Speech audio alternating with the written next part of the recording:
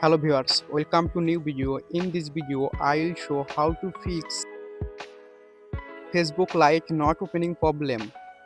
When try to open, showing this error.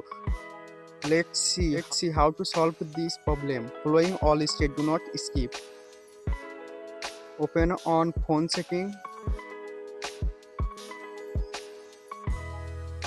Scroll down. Tap on apps.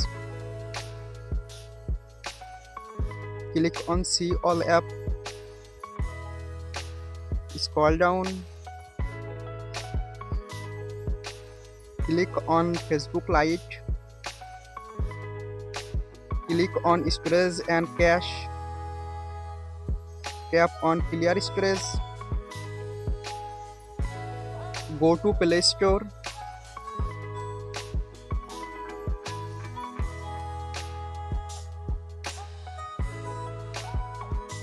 And search Facebook Lite.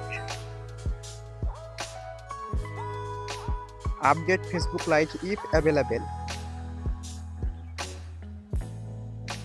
Now open on Facebook Lite.